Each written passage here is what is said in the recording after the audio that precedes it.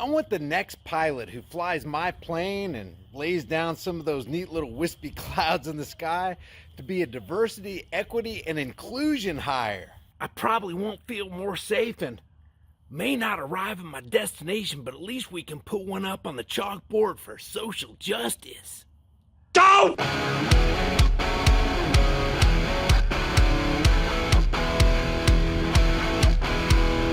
People ask me all the time, "Hey Brian, do you really use that keto elevate stuff and does it really work?" The answer is yes and yes. Never in my entire life have I lost body fat so quickly. Not even in my prime at 25, which is over 25 years ago. I'm approaching 54 this year. If you want to support the channel and do your health a favor, grab some with my link in the description. We all know that propaganda has been in full swing for decades, and the goal of propaganda is to target and wear down the moral fabric of society and each individual in society to such an extent that that society doesn't even know the meanings of the words it uses. This targeted society is left with the inability to distinguish truth from falsehood, right from wrong. A couple days ago, the Senate held a hearing for the nominee to be the administrator of the FAA, the Federal Aviation Administration. This guy's name is Philip Washington. Senator J.D. Vance posed some interesting questions for this guy. Great. Thank you, Madam Chair, and Mr. Washington. Thanks for being here. I want to ask just a threshold question here. So this is from the LA Metro Equity Platform. This is a graphic that appears, I believe, on the first page. And I understand this is something, the equity platform, you've supported over and over again in some of your public comments. I'd love for you to explain what this means. Well, thank you for the question, Senator. Yes, we advocated and supported equity in a big way at LA Metro and every organization that I have been a part of. I think it's crucial for us to understand diversity, equity, and inclusion. And so what you're looking at is equity with everyone on a level playing field, if you will. And that is what we espoused at every organization that I've been in, especially LA Metro.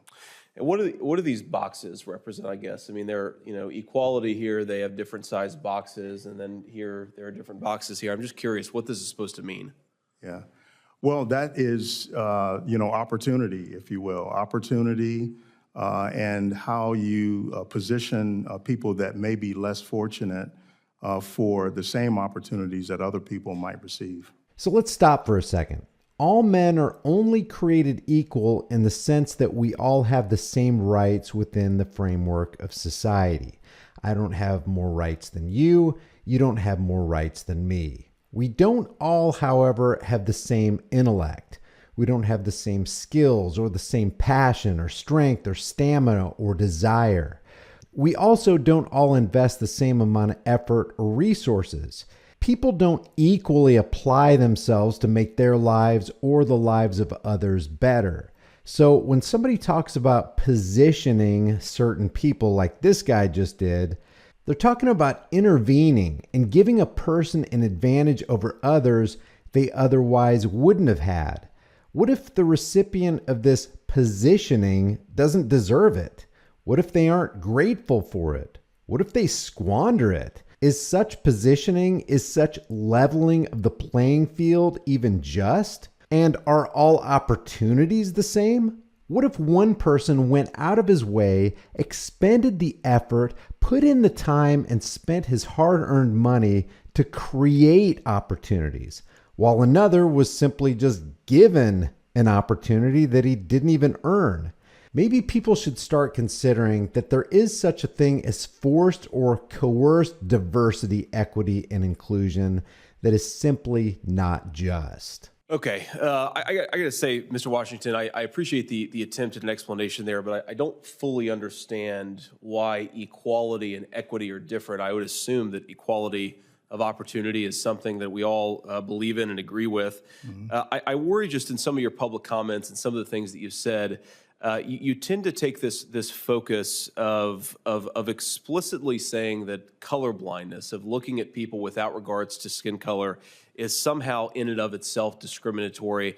By the way, the social justice warriors who want anything but true justice have come up with a term for that. If you say to somebody that you're colorblind, meaning you don't care what skin color people have, you don't care if they're male or female, you just want a person with a good moral character, and if you're a company, you just want the person who can do the job the best. The word they've come up with to condemn that thinking is micro-invalidation. So they call your colorblind mentality racist, sexist, homophobic, transphobic, and xenophobic. And I was hoping to elucidate that a little bit by appeal to this chart and try to understand it a little bit better. But I have to be honest, and I'm not trying to be rude, Mr. Washington, I just don't fully understand what this is meant to convey and how it might influence some of your policies. In an effort to kind of drill down to that, I just want to ask just a few questions here, because the aviation industry is maybe the single industry where aptitude and where safety matter more than almost anything else. I mean, I can't imagine even going under the knife. I'd probably choose having a safe pilot as more important than even going under the knife for a surgery. So I just want to ask sort of how this criticism of color blindness that you've had in some remarks in your career intersect with how you think about the standards for pilots that exist in the aviation industry. So a few just very direct questions. Do you believe that white, black, and Latino airline pilots should be able to read, speak, and understand English before becoming commercial airline pilots? Yes, I do. Great, thank you. Do you believe white, black, and Latino airline pilots should have to hold the commercial pilot certificate and an instrument rating as they currently have to do? Yes, I do. Great. Do you believe that white, black, and Latino airline pilots should have to have at least 1,500 hours of total flight time in order to receive an airline transport license? Yes, I do. Okay, thank you, Mr. Washington. I appreciate that, and here's the reason why I ask those questions, because there is an inconsistency between some of the diversity, equity, and inclusion rhetoric on the one hand, and the fact that we should hold everybody to equal standards no matter what.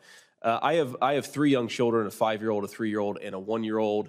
A couple of their grandparents live in San Diego, California, so they're on a flight a couple times a year at least.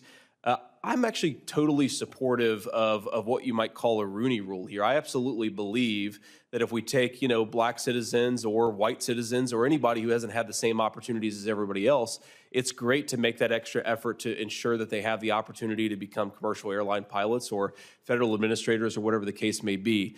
What I worry about is that some of our aviation industry, some of the experts and some of the ideas centered around diversity, equity, and inclusion seem to take the idea that we should relax standards in an effort to promote certain groups of certain racial or gender categories. And I just think that's a terrible, terrible way to run an airline industry. It's a terrible way to run anything. That's exactly what diversity, equity, and inclusion proponents seek to do. They seek to lower the bar to make it easier for more people to jump over that bar. They call that equity. And businesses who haven't gone woke yet and want to stay in business call that stupid. Because if you're on a plane or you're about to get a root canal or an appendix removed or somebody's working on your vehicle's brakes, you don't want just anybody clearing that diversity, equity, and inclusion bar. I don't really care whether the pilot that I have, what their gender is, what their skin color is. I just care about whether they can do the job. And I hope that you're committed to the same exact attitude, because if we don't have safe airline pilots and if we relax the standards in an effort to get pilots of a certain skin color or a certain gender, it's going to be disastrous, quite literally. Thank you. Forced equity usually ends up on equality of outcome. And under that, it's true. Everybody does become equal under those measures.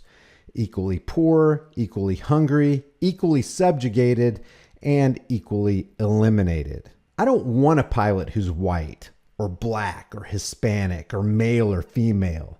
I want a pilot who can fly me to my destination and back safely, consistently and efficiently every single time. Milton Friedman said, "A society that puts equality before freedom will get neither. A society that puts freedom before equality will get a high degree of both."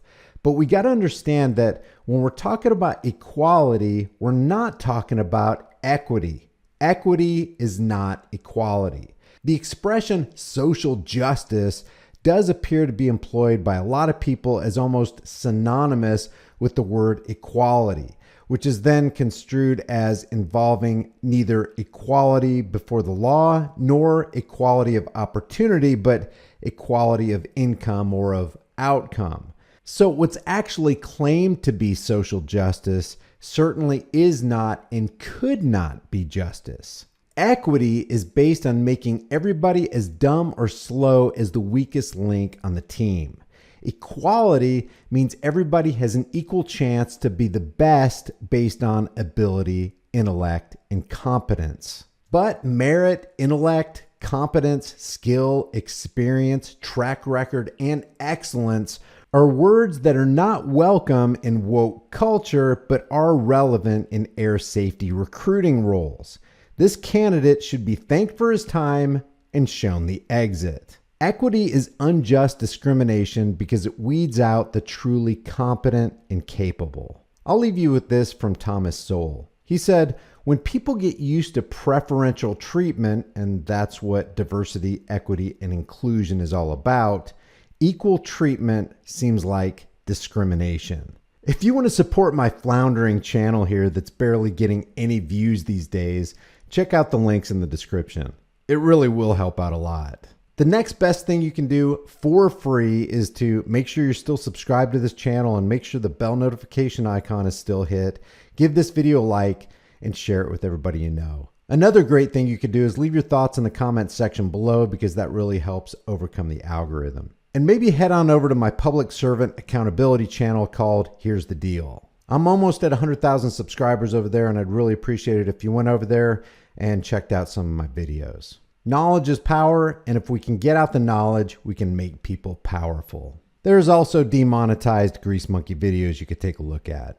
I really appreciate you guys sticking with me. If you want to support the channel further, grab a hard-hitting conversation starting design from the store. You can put on any shirt, hoodie, mug, cell phone case, hat, whatever you want.